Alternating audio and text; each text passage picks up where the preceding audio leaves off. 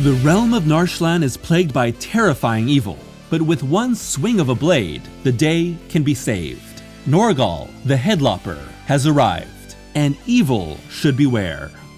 Writer and artist Andrew MacLean's Headlopper follows the adventures of Norgal, a traveling Viking warrior, and his companion Agatha the Blue Witch, a still-living magical head, as they fight through a fantasy world filled with magic, beasts, power-hungry warlords, and ancient evil. Each story sees the stoic, deadly hero and his insane companion come to a new kingdom, where they're enlisted to fight back a deadly horde. But treacherous humans are just as much of a threat, and Norgal and his friends will have to band together if they stand any chance of victory. MacLean first began publishing Headlopper in 2013, with the debut issue being self-funded and the second supported by a Kickstarter campaign. But after 2 issues, the comic was picked up by Image Comics and turned into a quarterly publication so that the creator could publish larger issues to fit the format and length he thought best for the story. In the time since its debut, 12 issues of Headlopper have been published, separated into 3 story arcs with 4 issues each, these being The Island, or A Plague of Beasts, The Crimson Tower, and The Knights of Venora.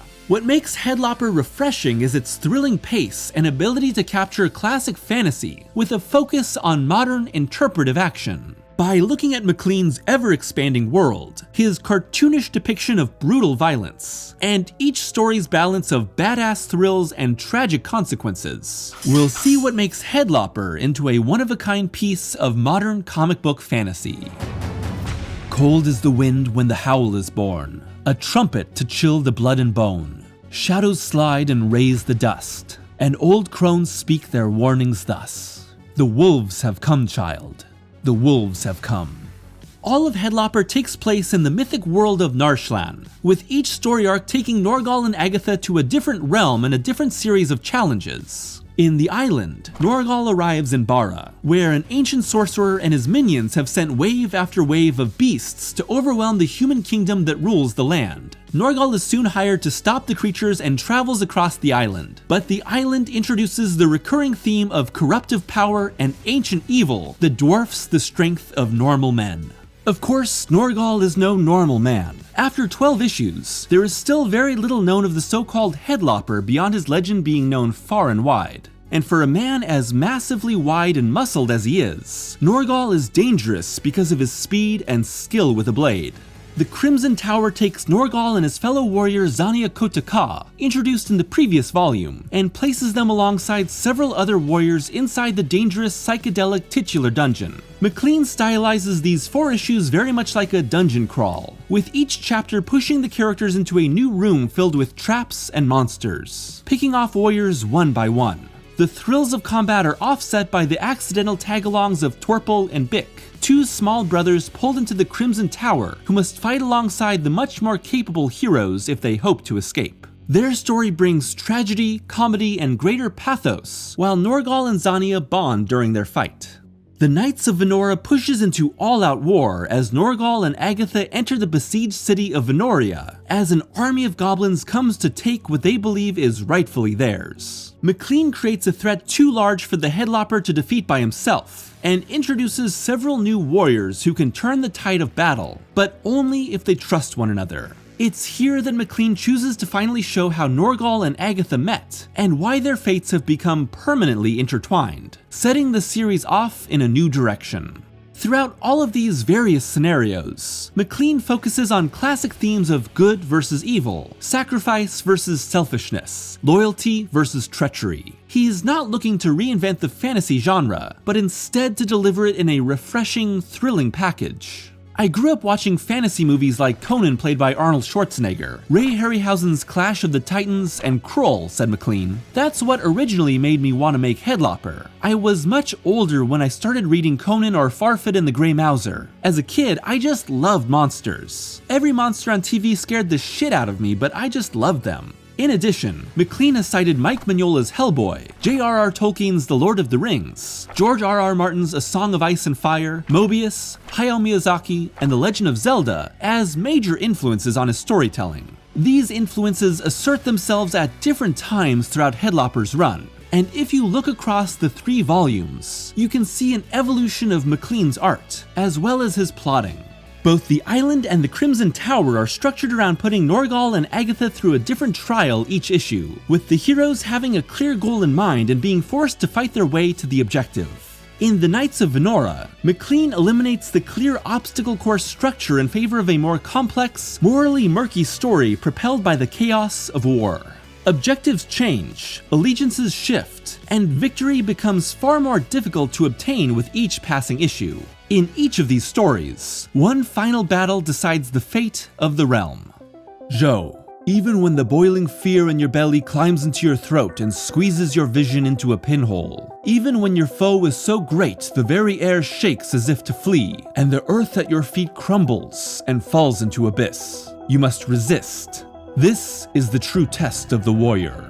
MacLean is the driving force behind Lopper, writing, penciling, and inking every page. MacLean also lettered the first 6 issues, with his wife Erin MacLean taking over lettering, while also serving as the book's editor and designer. Mike Spicer colored Lopper's initial 4-issue arc, but acclaimed colorist Jordi Belair took over coloring duties afterward. Each of these small shifts in Lopper's team strengthens the book, with Belair's colors pushing the series further into a hyper-colored appearance. Lopper lives on the fun and thrilling side of fantasy, rather than the dark and ruminative. These colors emphasize that take. MacLean's initial self-published issue uses a much more complicated gradient coloring technique, before moving toward flat colors that give it a comic strip look. Every page also uses a light beige background instead of plain white, to give an aged look that contrasts bright colors even further. Once Belair comes on board, individual radiant colors dominate scenes. Galactic blues, blood reds, blinding greens. Lopper is a world that is a couple steps removed from reality, but its mystical side, which gives life to these colors, is even further removed. Jordi's ability to use palette as a storytelling tool is really something else, said MacLean. I've learned a lot from her. She always makes things look great, but she also guides the reader to a deeper understanding of the story. During the inking process, where MacLean uses Bombay Black India ink for deep, wavering lines, the artist chooses to keep his shadow lines intact, instead of completely blacking out his figures, to retain detail. Take a close look and you'll see imperfect lines filling each shadow. The same purposeful imperfections go for each feature and body contour. These wavering lines add a reminder of MacLean's homegrown approach to fantasy. Lopper, apropos of its title, deals out swift, bloody violence. But MacLean's cartooning means that all the blood and guts are done in an exaggerated manner that is light on detail and heavy on form. Fountains of blood gush from severed limbs and foes are torn apart in sudden moments of violence, but the viscera is presented as a monocolored object. The result is that we're more distanced from the gore, but brought closer to the hyper-expressionate characters. MacLean allows us to cheer for the action and the slaying of many monsters by our heroes, but to also feel the gut punch of a sympathetic character being killed.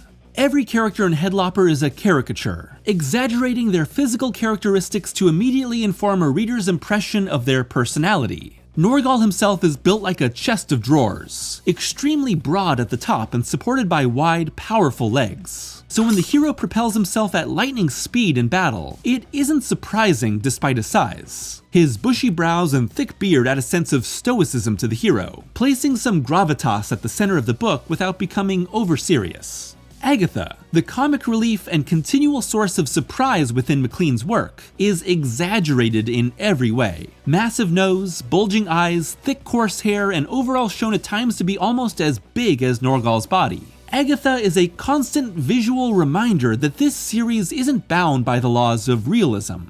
When MacLean pulls the perspective back for a wide shot, he dramatically reduces the detail on his characters, reducing Norgal to a few simple but consistent lines and curves. Slits for eyes, a cloud-like beard, a quick switch to shorthand visuals to instead focus on the larger scene composition. By keeping the fights heavy on spatial awareness, MacLean draws the eye toward how characters are either helped or hindered by their surroundings. Fighting in close quarters, plummeting from massive towers, or attacking a monster that reaches the sky. Each changes the circumstances of battle. Lopper's constantly rotating supporting cast ranges from innocent villagers to noble warriors, but the author consistently makes room for widely varied representation. Lopper is a fantasy world imbued with modernist sensibilities in character creation, action, and language, while also bringing the appeal of classic fantasy. But first and foremost, it's about badass fights. MacLean's action is all about speed and movement, the split second it takes to draw a sword and cut a head.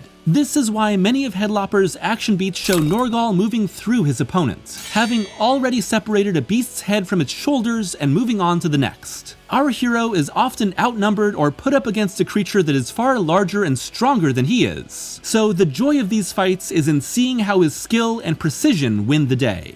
To emphasize movement, MacLean uses speed lines, tracking his subject through the air and showcasing the movement of a blade around and through a target. This means that readers are trying to keep up with a subject shown to be faster than the human eye, already having completed his or her action by the time the panel is shown. There's also a heavy emphasis on beats. Comics are a half-visual, half-mental language. What an artist chooses to show with each panel dictates how a reader visualizes the unseen action that comes in between. MacLean can use a series of unrelated panels to give viewers an understanding of a larger battle, or he can break a single fight down into 4, 5, or 6 panels to make a reader keenly aware of the decisions and movements being made in a moment. Fast beats are also often given a diagram structure, displaying the Headlopper at multiple moments within the same panel to see how he moves from points A to B to C, and all the destruction that comes in between. MacLean will number his panels or even place arrows in the corners for some eyeline traffic control. Maybe it's an indication of unclear panel layout, but it also adds to the comic's focus on making each panel a major sequential beat in action choreography.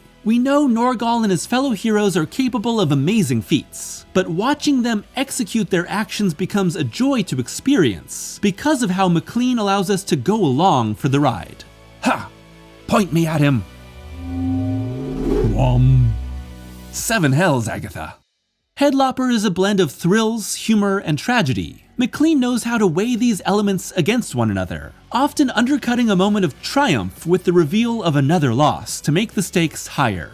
With each arc composed of 4 issues, the creative team slowly tightens the noose around Norgal, Agatha, and friends, with the 2nd and 3rd volumes building up the supporting cast much more for greater consequences. It's obvious that the hero will make it out alive by the end, otherwise there would be no comic, but no one else's life is guaranteed. And while there's often a kingdom to be saved and a ruler in need of protection, MacLean's stories focus on the soldiers waging battle in the bloody fields, not the royalty at the top of the towers. Life and death are separated by the width of a blade. But this is a roller coaster, not a Shakespearean tragedy. And to bring balance, MacLean indulges in all manner of dark humor, with Agatha's ramblings and self-destructive impulses leading the way. When I started indulging some of those darkly humorous bits, I kind of thought they were just for me, said MacLean. When people came back and told me they thought it was funny, I was surprised, but it was also heartwarming in a way. I felt strangely understood. There's an inherent sense of pure goodness at the heart of Headlopper. The titular hero may take payment to rid the land of monsters, but he's propelled by an innate sense of duty to protect others. MacLean's work is distrusting of those in authority. Almost every ruler is corrupt or incompetent, but he has no cynicism when it comes to a person's ability to do good. Lives are saved, heroes are lost, evil is defeated, but another adventure is always waiting over the horizon. And by the end of the Knights of Venora, an even greater threat begins to emerge. But wherever evil may arise, Norgal and Agatha will be there to meet it, sword and head in hand, and victory a swing away.